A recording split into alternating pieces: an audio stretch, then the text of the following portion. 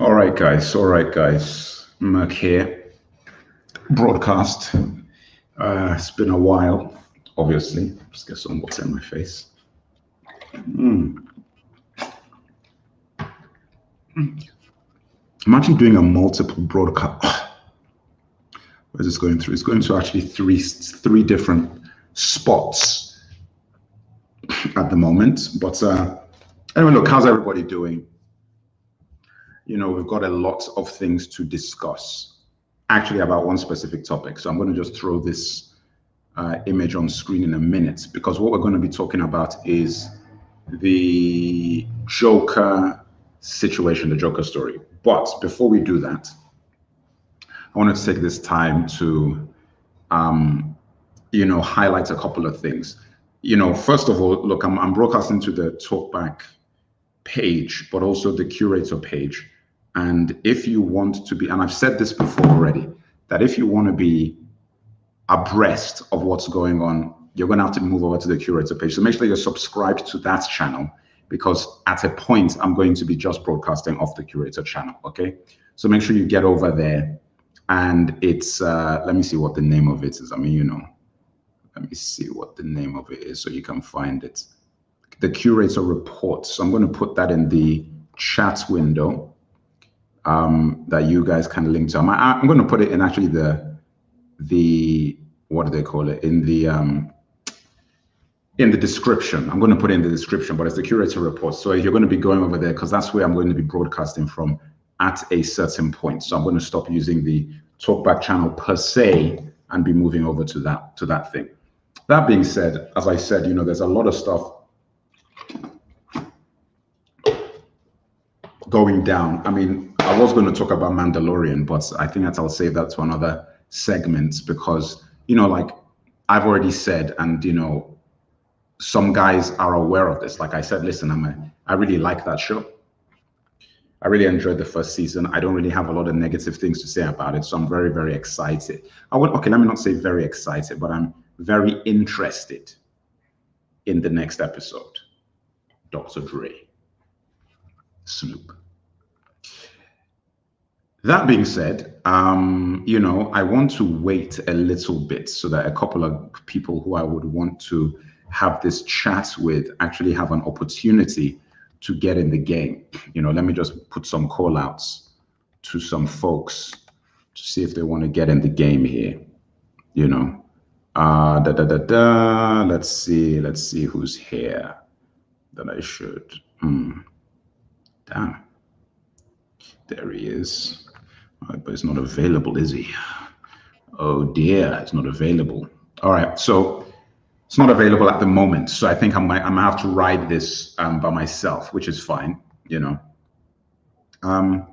man. So, as I said, there's a lot of different topics. And I will keep Mandalorian to later, but I think the primary topic at hand today is going to be, let me throw this banner up here. There we go, Jared Leto back as Joker. What do you guys think of this, guys? This is my thing.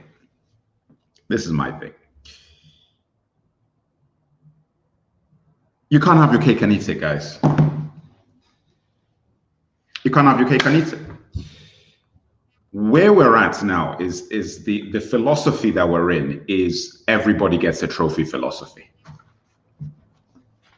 Which to me is not great, because you might look at this and be like, oh, you know what? Isn't it good that everybody gets a taste?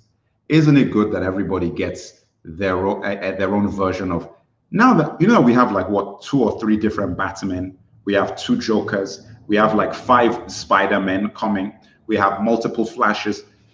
It's ridiculous. And the excuse being, oh, it's the multiverse. And the way I view it is like this, it's like, that is a very convenient way of not having to address the fact that you're messing things up. Okay, Rusty, let me get you guys in on this, okay? Because I actually think this, that's what I was waiting for. Let me get you guys in on this.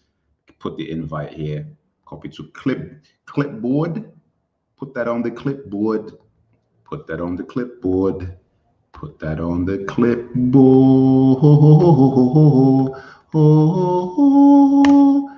There you go. There you go. So you can get in. Seems like it will be for some backstory or the post-credit scenes. Okay, let's see. How did W go from billions of success Joker to Leto Suicide Squad? No good branding. Joker should have been capitalized on Negoma with this video level. Yeah, man. Look, I mean, I agree with that. That's my view. I just feel like, look, I mean, you know, I'm gonna wait. Like, guys, if you guys want to jump in, get in the back room, then I'll bring you in to this debate before I actually get into the meat and bones of what I really think. Because what I really think isn't going to be the popular opinion. And to be honest, the Merc never really comes with a popular opinion. That's the point. That's the reason why Talkback is what it is. Because I don't. I'm an individual. I actually say what I believe for the people, by the people, with the people. Or should I say with the fans? Yeah, so Rusty, yes, get on. I don't know if Valvena wants to get on. Bat Val, if you want to get on this transmission. You know, we're going to really get into it. That's why I'm stalling, because I don't want to actually get into the meat and drink of this topic till I get at least one person on the line. Okay?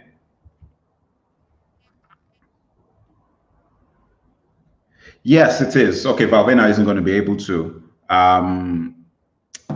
But let's see what we're saying. We started with Joker success. Okay, so we started with the Joker success. There was talks. Let me put that up. Started with Joker success. There was talks of Dark Label banner or film standalones, etc. We ended up with Ray Fisher talk, Leto bitching Amber Heard, who's running the asylum at WB-AT&T phone company. Yeah, man. I mean, it's crazy because now it's like, it is a free-for-all. There are some positives and negatives to having a free-for-all. The positive of having a free-for-all is the fact that you can end up with movies like The Joker, you can end up with a good Batman film, you can end up with, like, because individuals are just coming, it's a free-for-all, so anything can happen. When you're in the Marvel situation, it is not a free-for-all. Like, it's one guy has a philosophy and everything has to fit into that philosophy.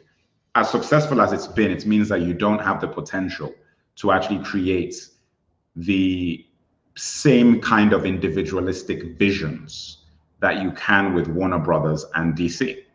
So with Warner Brothers and DC, when a filmmaker gets involved with those guys and with that whole situation, it's actually possible for you to get yourself in the right positions to really push forward a vision. So that all the movies don't just feel like it's the same thing. I think that when you watch Marvel movies, it's like, yeah, man, it's like just one long thing. It's just most of the movies look the same. You can't say that you watch one movie and you can immediately tell who the director is or what vision came through it. You can't. Even if you want to look at Guardians of the Galaxy, like, which was one of the better ones, you can't really look at that and say, I can really tell the individual voice of who made this. Even the Russo brothers stuff with Winter Soldier, as good as that was, because I actually thought that was one of the best ones, it's like, it still had to fit into that ecosystem. And I think the best way of looking at this is when you compare it to Blade 1, the first Blade movie. When you compare it to the first Blade movie, you can really see how that is a film. You know, it's like, it's somebody's Norrington guy who, you know, the guy is not really well liked, you know, so he hasn't really made many movies since then. I think he just did LXG, League of Extraordinary Gentlemen, and everything just collapsed. Anyway, point is, that movie is excellent, okay? And it also has a real voice to it. Like, when you watch that film, if I saw another film by this guy, I would actually be able to say, I can feel where the guy's coming from. Sorry, Rusty, what was bad? What are you referring to? Are you coming on this link? Like, what's happening? Are you coming on this link or what? Let me know. So I know if I should just lean into my, oh, LXG was bad. Yeah. No, it wasn't that bad. You know what? Actually, no, I take that back. I didn't mind LXG. I didn't mind LXG. I think everybody gave that movie a bad rap. It wasn't as bad as people tried to say it was. You're trying to, okay. Yeah, man. I'm just trying to. Okay, I'm going to give it 2 more minutes because I want to really get into this. I want to really get into this. The meat and bones of this topic, real quick. You know, because I have a lot of thoughts about what's going on. Yeah, look, like I said, it wasn't bad. It wasn't bad. I mean, the only thing I could say that was a bit weak about LXG was the special effects. That's it. That's it. Like, that's the only aspect that I'll be like, all right, you know what? Special effects weren't like as good as they could have been, but the movie itself was fine.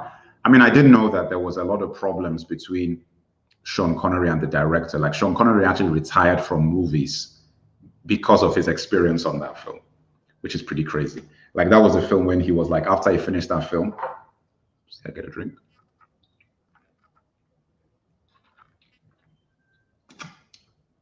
Yeah. After that film, the guy said he was through. Rusty, what's going on? Can you give me an ETA? Can you give me an ETA on your arrival? Otherwise, I'm going to have to throw this image up and get into the game.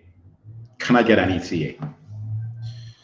Can I get an ETA on the arrival, please? If you don't mind. Yeah, man. So, you know, it's been very interesting. And I think, look, obviously, the landscape of the studios and the networks is actually changing a great deal. And things are going to be very, very different. 5 minutes? Don't you just have to, like, click on Chrome and, like, load up Chrome? Like, what's the problem? How come it's going to take that long? You know, how come it's going to take 5 minutes? That's a long time.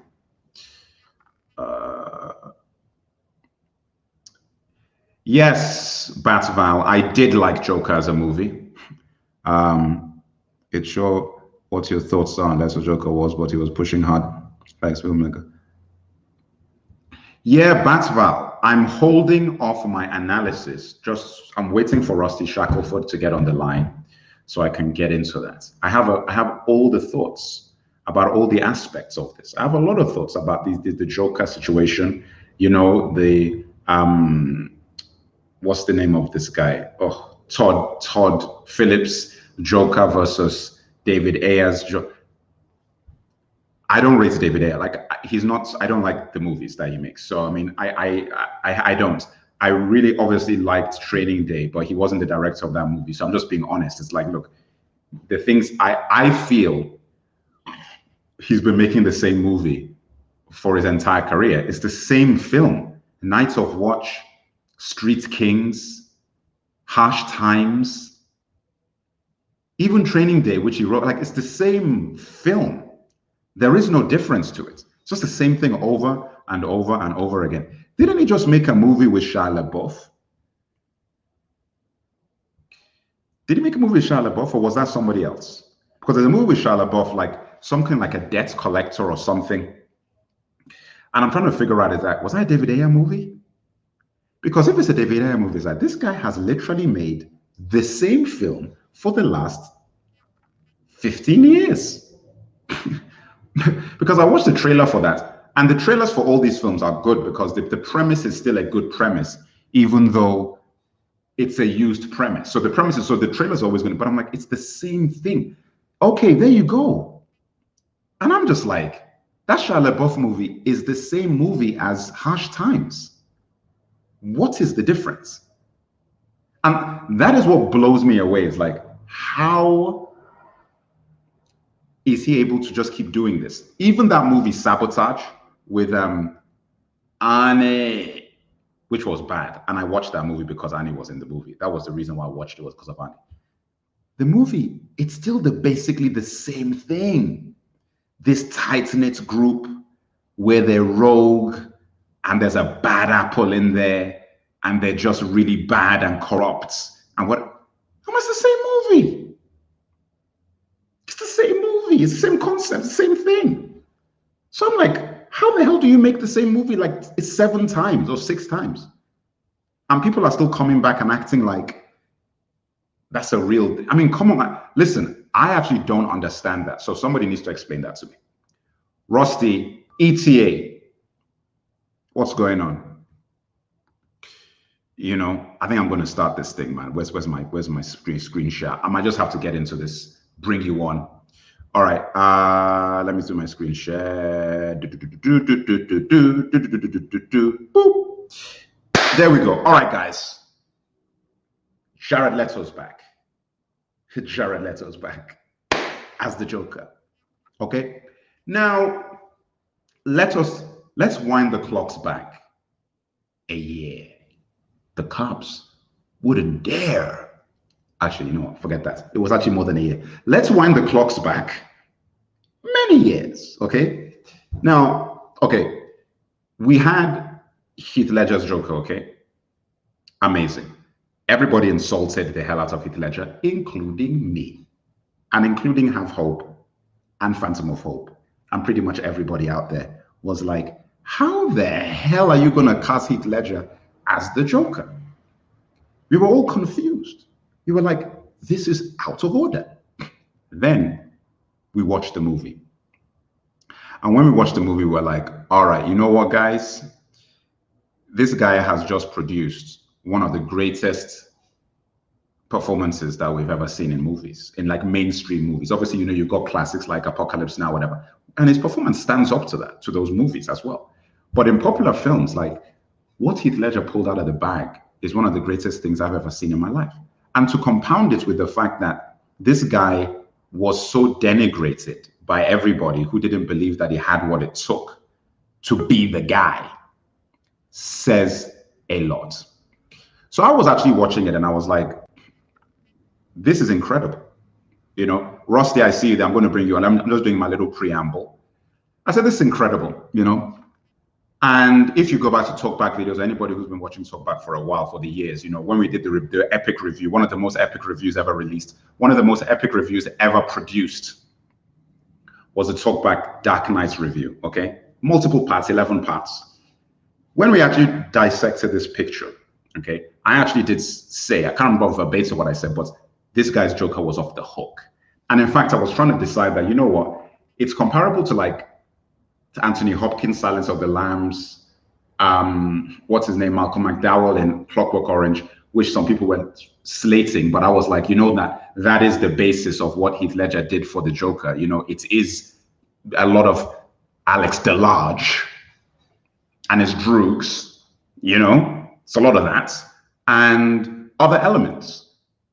So then we were like, you know what, we don't think Joker can ever be done again, you know, better than this, or it's going to be a long time before somebody else does the Joker. Now, let me just bring this guy in here. Give me a second. Add to stream. Yes, Rusty. So hold on. Let me just put us on. So, Rusty, that leads us up to where we are now. Could you adjust your screen? You're like in the bottom right-hand corner of your screen. I don't know if you can adjust the central. Okay, there you go. There you go. Yeah. Yep. All right. So, how are you doing anyway? Before I go carry on, how's it? I'm working right now. I'm taking a break. That's fantastic. All right. Yeah. So I've been watching a bunch of Batman movies lately. Oh, really? Okay, that's good. Yeah, Batman Hush. I'm going to start watching some Indiana Jones. Actually, that's what I'm going to do next. You know, I need to sort of revisit those. You know, because they're on Netflix. I didn't know they were on Netflix. Indiana Jones, by the way, guys, Indiana Jones, all three are on Netflix, and Back to the Future, which is crazy. Back to the Future and Indiana Jones are on Netflix, just so you know. And they're probably not going to be there forever because they keep coming on and off, which is weird. And actually, I'm actually surprised. You know what? Is Indiana Jones still on Netflix or is it gone? It might be gone now, isn't it? Because it's a Disney thing. I just bought Back to the Future in 4K. On iTunes. No, Back to the Future is definitely on Netflix. I know that, but I think Indiana Jones might have now gone again because I think it's a Disney movie now. Anyway, so it'll be on Disney Plus. So what I was going to say was like, so we thought that Joker wasn't going to be done again, right? Mm-hmm. So, or not going to be done for a long time. And then obviously the next thing that we got was the announcement that what's his name, Jared Leto, was going to take on the Joker for Suicide Squad, right? When I heard that, I wasn't. I mean, I did say that, man, who's going to beat Heath Ledger? But I did say that, look, Jared Leto is a good actor. And if Suicide Squad is what it's supposed to be, he could do something very different with it. Then I obviously saw the images and the behind the scenes and the set photos. And then when I saw the way that Joker looked, I was like, oh my God, this is going to be terrible. Like, I have to be honest, like I saw those, you remember those first pictures? And I was like, this guy's got a grill. They gave this guy a grill and he's got like very well-made tattoos on his face and everything. And I'm like, it was so self-referential when I saw the images of ha, ha, ha, depraved and all of that. I'm like, why the hell would the Joker put that on his own body? I just couldn't understand it. I was like, the Joker doesn't think he's mad. He thinks he's very sane. He looks like Miley Cyrus in those first promo images of him like. Yeah, I mean, exactly. That was that first promo when he's screaming and he's had his hands on his head. I saw that image and I immediately was like, yo, this is like, what the hell? Anyway, to cut a long story short, he goes in, does the movie. The movie, I didn't like the movie at all, as we know. A lot of people didn't. They said that it's because of the editing and David Ayer's version wasn't really what was released. Blase, blase, blah. Then we had Todd Phillips's Batman, Joker, which I liked. I know some people had issues with it. I thought it was great. Great job. Different kind of Joker, standalone movie. Bam, bam, boom, bada, boop, bada, boop, bada, bam. Now, we thought that Jared Leto was screwed, and he was screwed. We were like, oh, you know what? Wow, man, these people just sideswiped this guy. And he just didn't even get a full, like, they cut a lot of his scenes out of the Suicide Squad movie. And he didn't even get to be in a Batman movie. So I was like, yow, that's bad, man. How a Joker gets cast, and we never even really saw what he could do with the thing. Because the way they edited that Suicide Squad theatrical release was so bad that you knew that this isn't what the guy did. Like, you knew that they just pieced it together. Because it was just all over the place. Like, literally just all over the place. Now we're hearing... Sorry, say that again? Yeah, I read that the ending of Suicide Squad was changed because I think the Joker was supposed to be the final boss and Harley Quinn was supposed to do something to him instead of the lady who looked like a Ghostbusters character. Oh my God. Yeah. Oh my God. I blanked that out of my brain. That movie ended with like that big fight, right? Mm-hmm. And then who were they fighting again? Enchantress and her brother. Oh my God. Oh my God. Yeah, I saw it once in the theaters, and then on television I tried to watch it again. It was just I had to turn it off. It was unwatchable. I have never watched that film again. I saw it in the cinema. I never watched it again. Honestly, like, do you know when I knew that we were in trouble was when the movie began, right?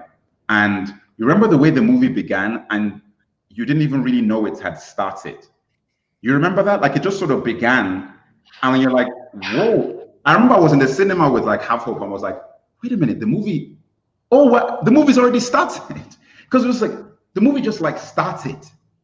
And I was like, whoa, how are we already, it was so weird. I can't explain it properly. It was just like, I didn't realize the movie had actually really started when it did.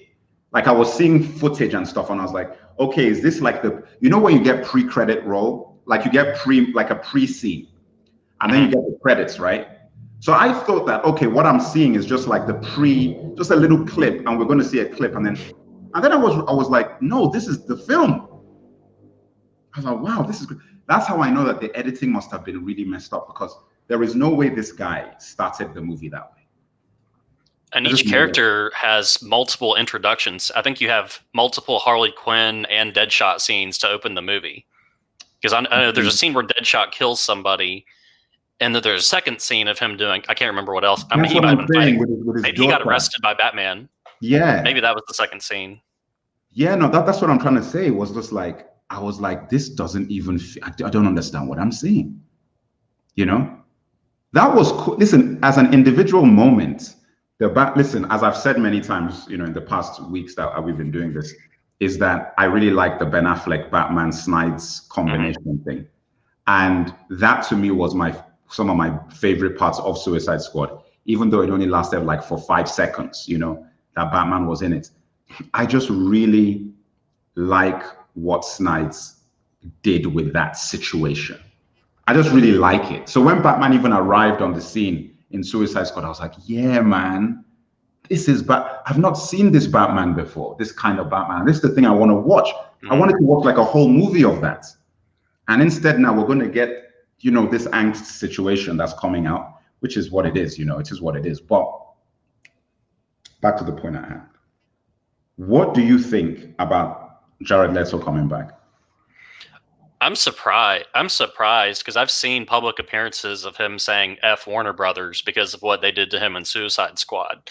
What I'm sure they've done is they've offered him $3 or $4 million to make an appearance, whatever they've allotted for his character, to do some additional, I would guess, flashback scenes, maybe to do with the death of whichever Robin got killed off. I don't know if it was Jason Todd or Dick Grayson that got killed, because you see that Robin armor in Batman vs Superman, or it could be another post-credit scene setting up the Legion of Doom movie. Because the original ending of Justice League has that scene with Deathstroke and Lex Luthor, but no Joker. Right. But I don't see how the Joker fits into the Justice League story that was. So it has to be some kind of backstory, or but you know that he's set up for a future movie. He's changing the Justice League story, though. You know, did you hear the rumor that they're even going to put bloody Green Lantern in this thing? Did you hear that? Ryan Reynolds. No, I'm sure he was joking, but I thought wasn't there a Green Lantern in the fight scene? No, with, man. Exactly. The Wonder Woman people. Yeah, with isn't it the fight scene the Dark Side? No, it's that big Lord of the Rings battle where everybody's on horses. I thought there was a Green Lantern, supposed to be a Green Lantern in that scene. Yeah, but wasn't that battle? Oh, you mean the one when they went to like what, the Wonder Woman's place? Oh, against Steppenwolf. Yeah, and I guess they were fighting over the mother box. Maybe they were fighting over the mother boxes. I thought there was a Green Lantern person supposed to be down there. There was a Green Lantern. Yeah. I think you might be right that was where it was. There was a Green Lantern somewhere, but I'm thinking that the Green Lantern appearance must be in the Dark Side battle. I'm thinking. I mean, listen, that's just an assumption, because I'm like, where else would you fit Green Lantern into the story? You know, it's like, why else would they be involved? In my opinion, I mean, look, I could be wrong, but I'm just saying that, look, you have a human Green Lantern, and in my view, I'm like, if you're going to fit Green Lantern into this Justice League story, then I would imagine, was there a Green Lantern in Justice League? Not a full character, no. No, there might have been somebody who had the power. They might have shown off the powers at one point, unless I saw some fan footage. Hal Jordan and John Stewart were never involved, right? All right. No. So Hal Jordan came before John Stewart, right? Maybe. I don't remember. I don't remember. I really don't. So I'm just like, I think so. I'm assuming. And the TV series, they're supposed to do a TV series, I think, on HBO Max, but not with those two Green Lanterns. Yeah, I think they want to use some of the other guys. Listen, I could be wrong, because I was reading Green Lantern when I was like 10 years old, and I'm an old man now. I think that John Stewart and Hal Jordan didn't coexist, like they weren't Green Lanterns at the same time, or were they? I doubt it. I'm sure they introduced one of them later. That's what I'm saying. I feel like Hal Jordan was first, because I'm sure that the black guy, John Stewart, came after Hal Jordan. I just have just in my head. I really believe that Hal Jordan was the first human Green Lantern, and then John Stewart then became the next human Green Lantern. That being said, I feel like that is probably the way that you would introduce. Let me see. Let me put this in some comments here. Now that you mention it, it's kind of hilarious that Leto followed Heath Ledger. Now again, he's following after Phoenix. Yeah, man, it's crazy. Poor Leto's never going to get that Oscar.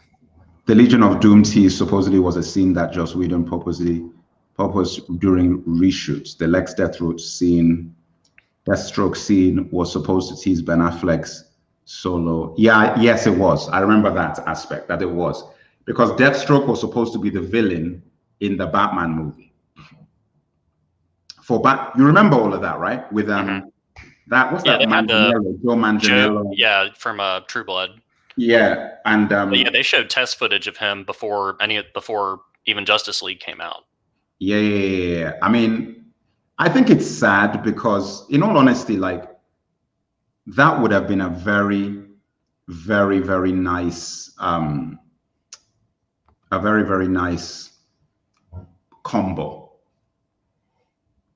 Because the thing about Joe Manganiello is that he's not like he's an amazing, actor or anything. It's just that he's competent, and he has a very good look. So if you did, that new superhero movie that's coming out that he's in. Have you seen it? Is it on Netflix? No, it's not come out yet. It's like he's an anti-hero superhero. It's almost like the White Hancock, basically. Huh. So it's like this type guy who has superpowers, and then in the end he has to fight against, but that sort of story. And he just, he pulls it. I mean, look, I saw the trailer, so it's not like I've seen the whole movie, but he seems to pull it off quite well. So and the way it is with like hero things, a lot of it is like your look more than even your acting. It's like your aura and your look goes a long way with like superhero movies. You know what I mean? So you can get so for example, Don Cheadle is a great actor, but to me, doesn't really work as a superhero. You know what I mean? So that whole War Machine thing, I thought like, what's that dude's name? Terrence Howard was much better suited for that, just visually and just the whole aura of it. So I think it's, when you're casting these sorts of things, that is also a really big factor. Let's see, correction on my last comments. According to Snyder. Okay, I'm trying to figure this out. So you say Ben Affleck solo Batman, according to Snyder. Okay, I get that. A correction to my last comment. It was the actor who played Deathstroke in the scene, who said the scene with Lex originally teased Ben Affleck solo film. Okay, I get that. Yeah, guys. So listen, he's going to get in there. Now, we don't know how much that this Jared Leto Joker is going to be in this Batman film. That we do not know. But I can say this, like you definitely have a situation where, I don't know how many people agree with this. I think it's detrimental to the integrity of the characters to be messing with timelines and creating multiple versions of them at the same time so quickly, so close in proximity to each other. Joker movie with Joaquin Phoenix came out last year. And they want, Warner Brothers, I'm sure, wants to do a sequel because it took $1 billion and it is open ended. Yeah, it came out. Didn't it come out? When did it come out? It came out in like October? Yeah, it's been about a year. Yeah, so I'm like this movie just came out. And it was a massive success. So I'm just looking at it, I'm thinking that, guys, why on earth would you be introducing another Joker now? I don't understand. But we do. It's because it's what Bauhaus was saying. It's like, it's just sort of exploit the IP as much as possible. And now that you've got an audience that is willing to accept multiple versions, because we have an ADD audience who everybody gets a trophy generation. So everybody wants to, oh, you know what? I like Jared Leto's version better. Oh, I like Joaquin Phoenix's version. So yeah, you know what? Everybody gets their Joker. Oh, I like Ben Affleck's Batman. I like, I want Robert Pattinson to do it. Okay, everybody gets their Batman. I'm just like, what the hell is this? Yeah, and then eventually we're going to get, hopefully, Jeffrey Dean Morgan Batman and Flashpoint, if they do that story right. And Michael Keaton, of course, but Michael Keaton's coming back too.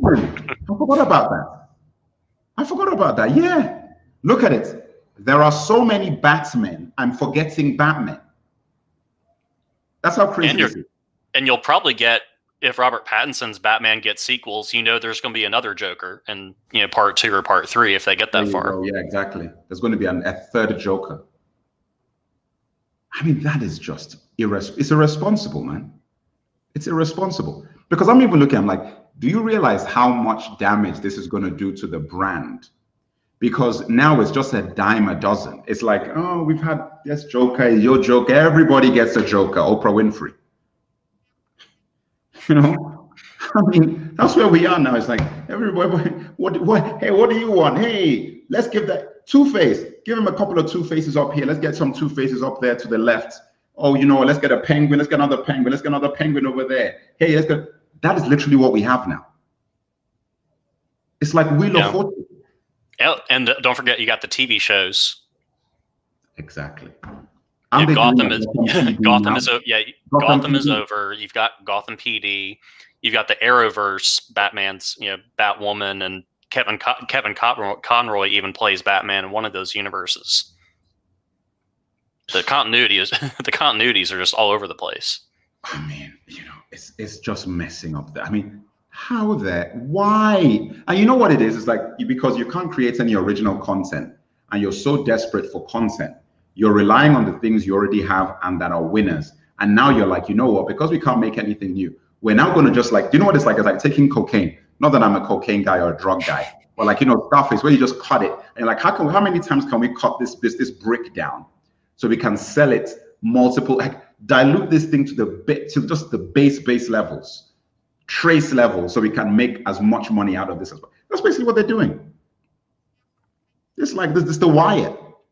The movie business has now turned into The Wire, Avon Barksdale. So the red caps and the blue caps. Yeah, basically. Guys are on corner, Amsterdam. In fact, perfect. Hollywood has become Amsterdam.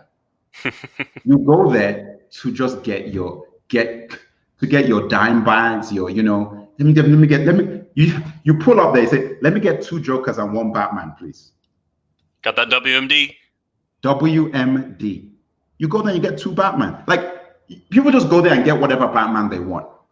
Let me get 2 Keatons. Let me get a Keaton and Affleck and 2 Pattinsons, please. That is where we're at now. That is where we're at. So for me, it's like a lot of people are saying, oh, it's good because everybody gets what they want. And I'm like, that's the problem. Everybody shouldn't just be getting what they like. You should be able to listen, the reason why those movies are such classics is that when Batman 89 came out with Keaton, we didn't know we wanted that.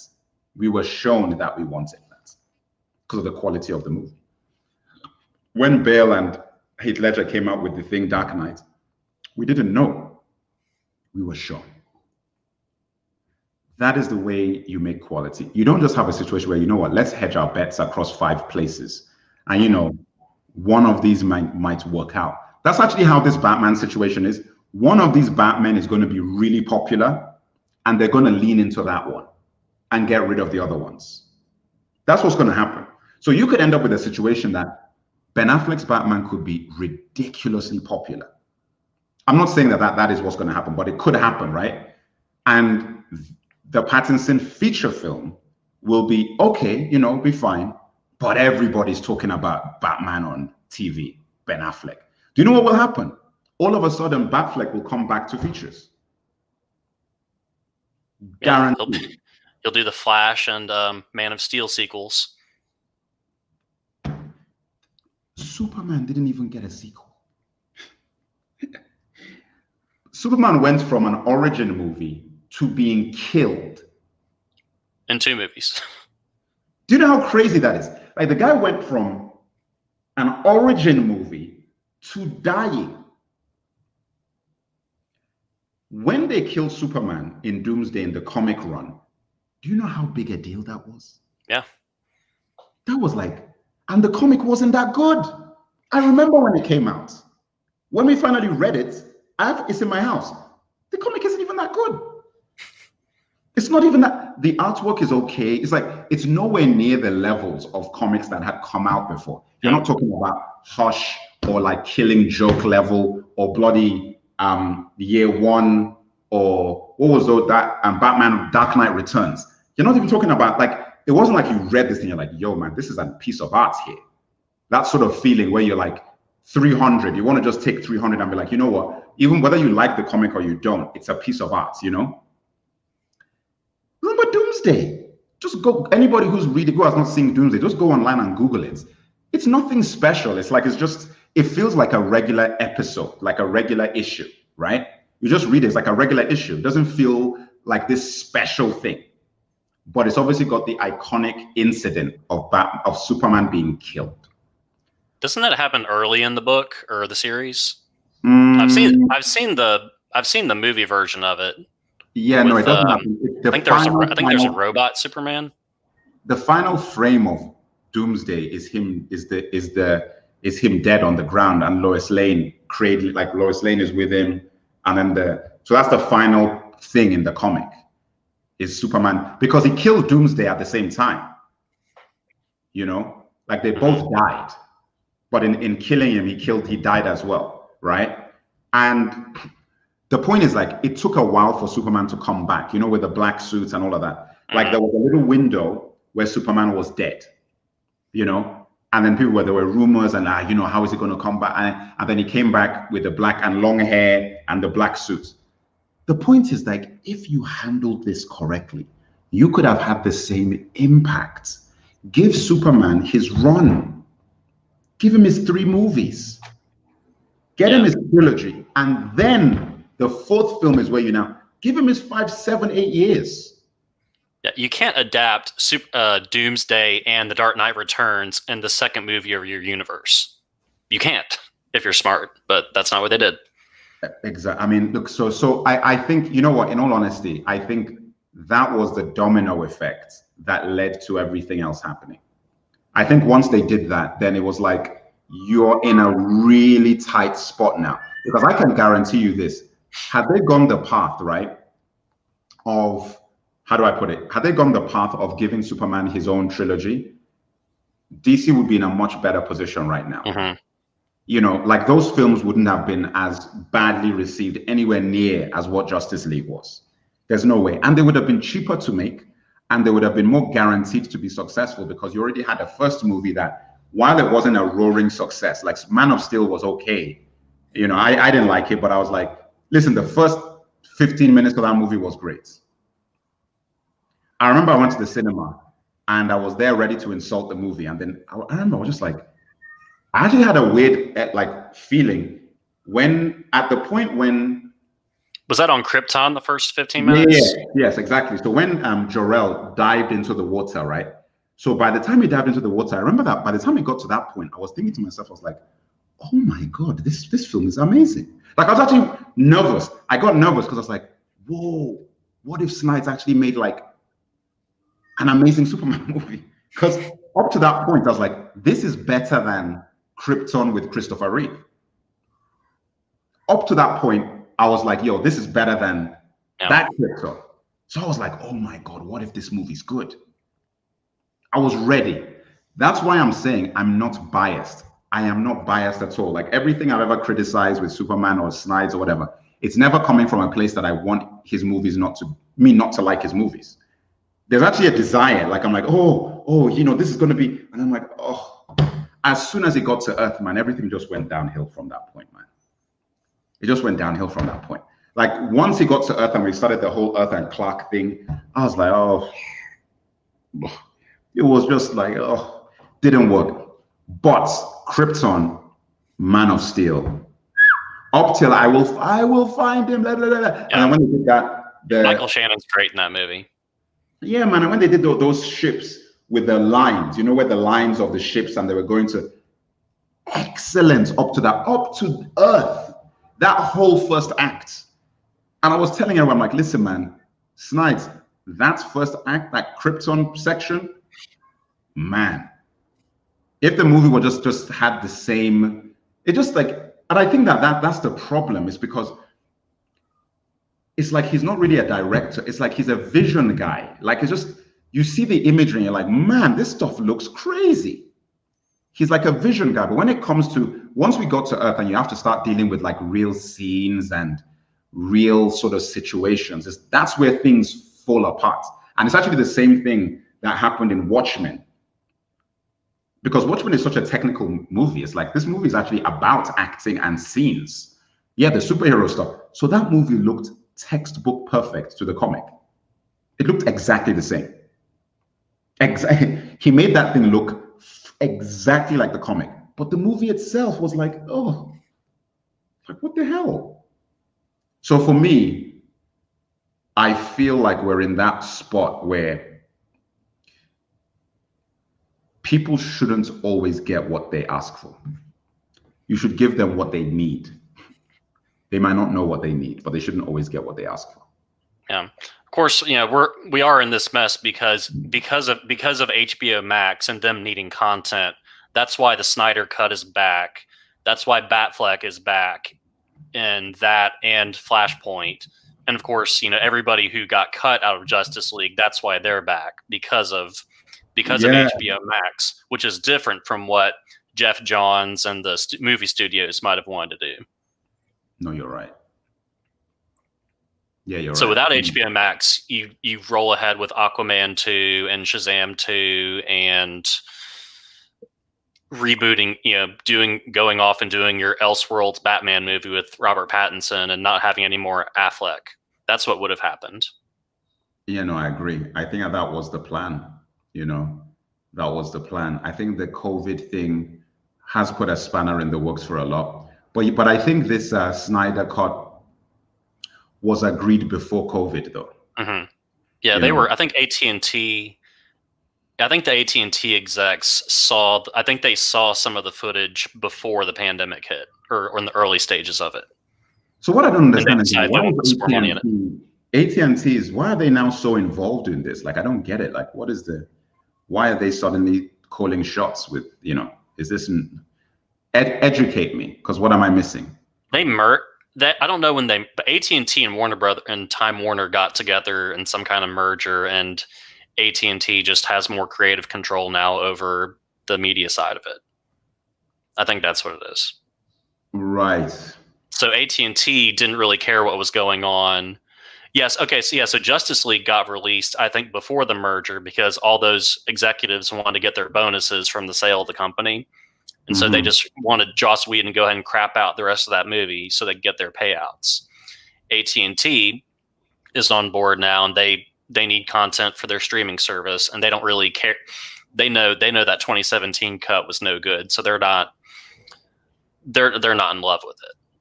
Right, it's not their baby, so they're fine with chopping it up and putting it back out there. Right. And you said that when did this merger happen? It was happening in I don't know, it might have happened in 2017 or 18. The movie had to get, I think the deal was they needed to get the movie in theaters so they could make back as much money as they could. Right. Wow, man. Anyway, look, you know, that's the deal. You know, we are getting this thing. This is going to be very interesting. I will make a prediction. Listen, as interesting as this movie might be, I mean, look. It's going to be the same story we saw before, just with more story. Yeah, it's like the ending. It's going to be the same ending, except you'll see Darkseid do something to Steppenwolf in the final scene, and that's probably about it. So Steppenwolf is still in the movie? Yeah, he's still the bad guy, but they've swapped. There's some scene. I know there's a flashback scene that originally was Steppenwolf in the first movie. When you look at the Snyder Cut trailer, you actually see Darkseid's. I think he's throwing his sword down in that battle sequence.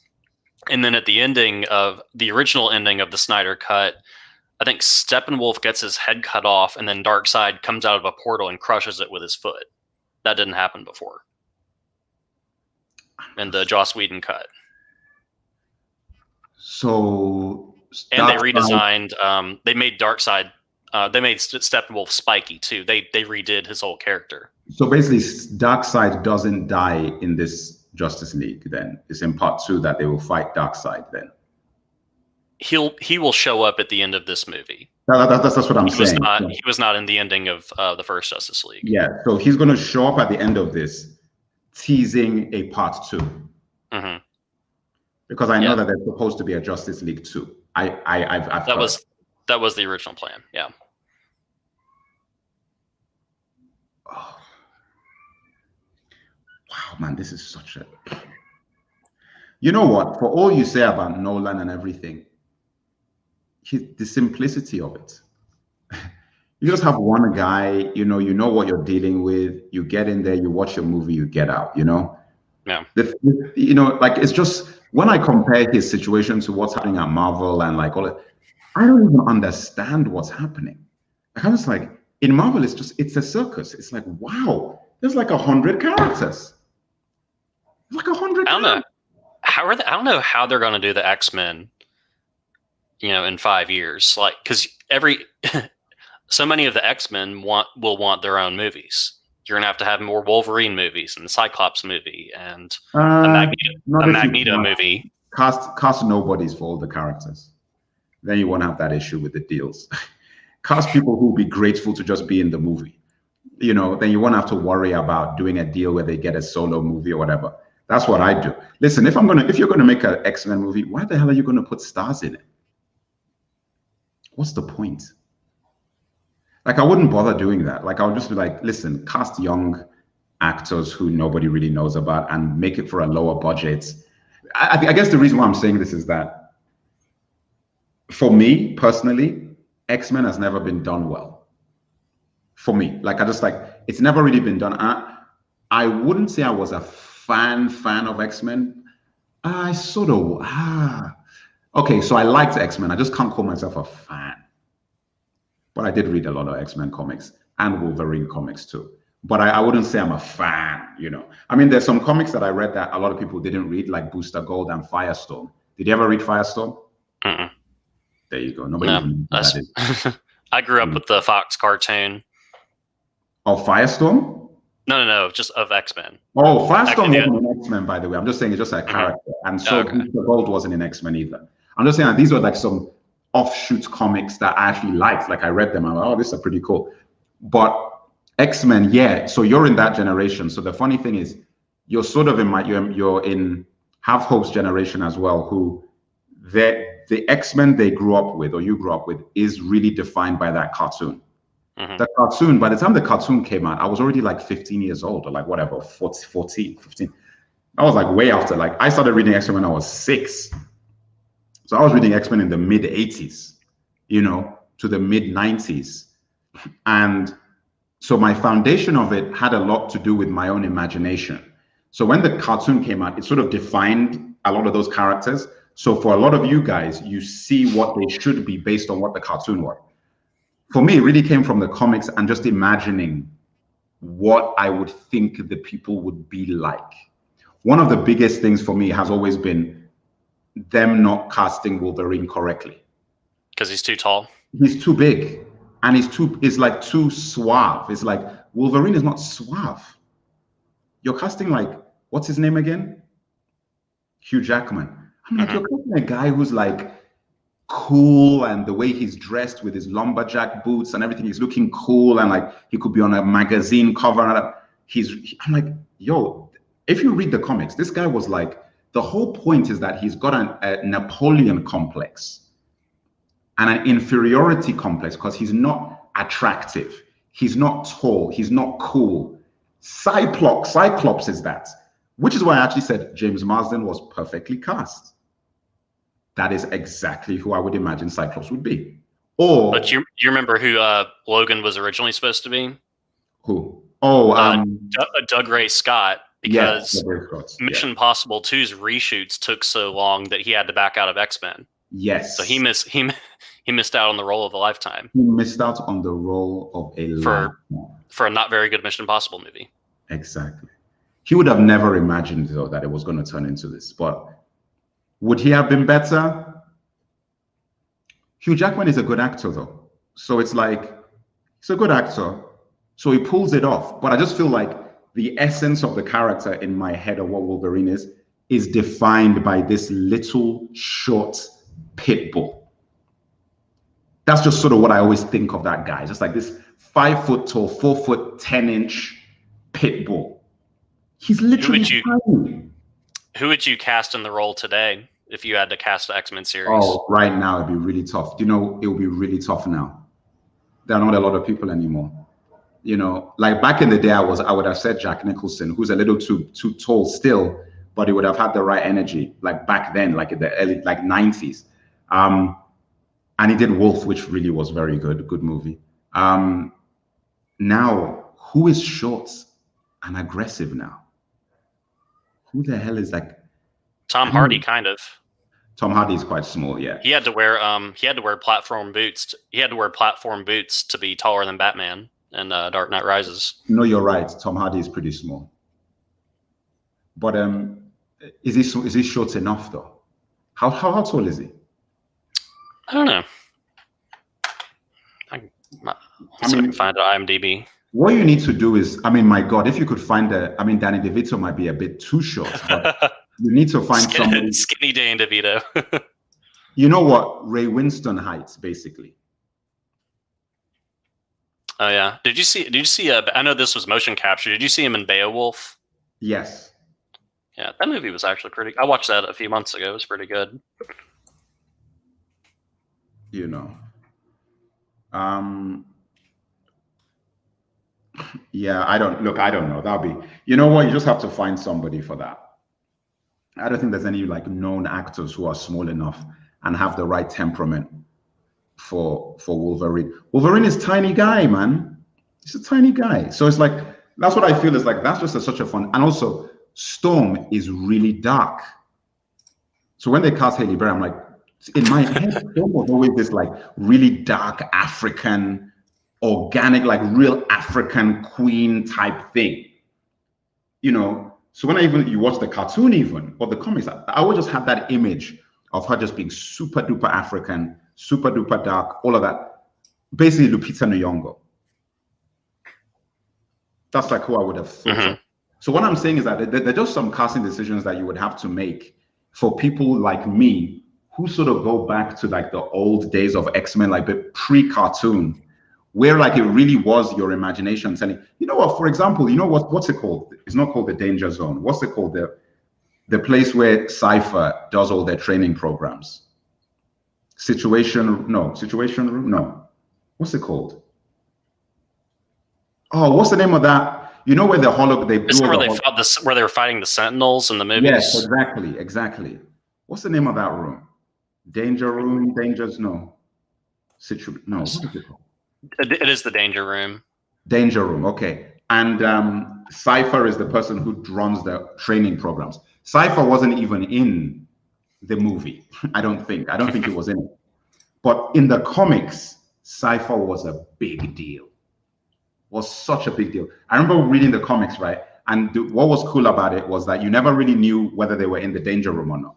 So you'd read like 15 pages and then everything would change and you're like, oh, wow, that was so amazing. Because what would happen is that the first 15 pages, some crazy stuff would be going on. Like things that throw all the narratives on their head. Like they'll be fighting against people that they shouldn't be fighting against. They'll be, having somebody would die who you'd be like, oh my God, they're dead, la, la, la, la, la. And then you're like, okay, it's just a training exercise. And I thought that was really, really interesting. And Cypher was always the one creating their training sorties, so to speak. Anyway, last minute. Any last words? I'll make one recommendation. So I went back and watched the original Karate Kid a few weeks ago because they put Cobra Kai on Netflix. I watched that, and then I've started Cobra Kai season 1. It's a really good continuation of that series. Really? It's got back the original Johnny Lawrence and the Ralph Macchio characters, and they're grown and they have kids now. And I just really enjoy it so far. That's a classic and movie, I did so Batman Arkham Knight, I finished that, except for I didn't finish the very last person you have to throw in jail because the Riddler stuff takes too long. So you kind of just have to watch the full ending on YouTube if you don't want to spend forever working on it. It's pretty cool though. Oh, well, I haven't, I stopped playing Arkham Knight a couple of years ago. I haven't had time. I'm behind on my video games. So what I'm going to do is once I get situated, I need to get a PS5 and then go back and start. When is PS5 coming out? November. It comes out in November with Cyberpunk, the new Destiny expansion, and a couple of other games. Yeah, then I'm just gonna go back and start playing like try and finish some. I have to finish GTA. You know, I've been playing GTA 5 since 2012. For 8 years. You can get it again on PS5. Yeah, it's ridiculous. No, I have it. I still have it. So I'm going to use what I just played, the version I have. So I need to finish that. Then I need to play MGS5. I haven't played it. I played Ground Zeroes, and then I bought the full game, and I just never played the full game. Just never had time. So I've got MGS5 to play, and Arkham Knight is a game I don't know if I'll ever finish. I don't know if I'll ever go back to that. What else do I have that I need to play? Well, Ghost of Tsushima is really cool. I started that before I got back on Arkham Knight again, and they just put out a free. Isn't that Ghost of Tsushima? Yeah. PS4. That one it's where on you PS4 now. Animals. It's the samurai game. Yeah, but isn't that like a PS5 game? No, it's on PS4. I've got it now. Are you kidding me? That crazy game with like where you become different animals and stuff. No, that's not what that game is. So what Ghost of Tsushima is it's the samurai game where the Mongolians have attacked your island and they've kidnapped one of your family members. So you have to kick them out of local outposts and pick up new armor and weapons. It's kind of like Assassin's Creed. It's kind of like Assassin's Creed and Red Dead Redemption as an open world game. I'm confusing it then. You know what we've got to do? I'm going to start. I just need time, and I need to get some new things because I need to start doing some video game movies. Film. I need to do video game videos, and I think the Talkback Classics, I should just do them as videos. So I can make short videos about these classic movies and then put them up, and then we can have have the discussion like during one of the lives or whatever. But I really want to start doing that. Is Rambo 2 the last one you did, or did you ever do Ghostbusters? I did Rambo 2, and I was supposed to do Ghostbusters, and I haven't done Ghostbusters. And the next two were supposed to be Ghostbusters and Beverly Hills Cop. And I just haven't, So it was the next one is. Did I do Ghost? No, I didn't do Ghost. Yeah, Ghostbusters was the next one. Yeah. But there's so many films. Another one you could do is GoldenEye, the movie, and discuss the game in the same video. I could. I guess the thing is just that the dynamic of doing the live videos like this is very different, because if I do the videos specific for the thing, then I can really get into it, put all the thoughts and information I have into like just 10 minutes, boom, done. And then get a whole bunch of those done. And then conversations can come off that, Yeah. But yeah, I think I'll just this is cool. So I might actually start. It's just like getting into a role and a rhythm. So I might be able to do this regularly now. These lives, just to talk through something. The problem is that there just isn't that much happening. Yeah, there's not. The only new content is on TV right now. Yeah, so like there isn't that much to really talk about. So it's almost like we might as well talk about games and talk about other things like, the games the games are the only thing that haven't stopped. Yeah, or talk about electronics or tech, which I'm very happy to talk about. That'll be cool. You could talk some tech, iPhone 12, and the new tech coming out. But in general with movies, unless you're going backwards to classic films, there really isn't that much to talk about. All right, man. So let's wrap this up. Everybody, make sure you subscribe. I will be, like I said, try and subscribe to the curator page, because I'm going to at a point stop broadcasting on this one and just focus on that. Okay. So I think you're already connected to that, aren't you? Yeah, I've got the curator YouTube channel, and you've got that on Instagram too. I have it on Instagram as well. Yeah. So that's where I'm going to be. Like in the end, once I sort of get situated and I start doing these more regularly and properly, get the podcast going, then it's just going to be on that. So I can just focus on that and stop having to split across so many different areas. All right. That's All She Wrote, Bay Out Spielberg in. I'm out.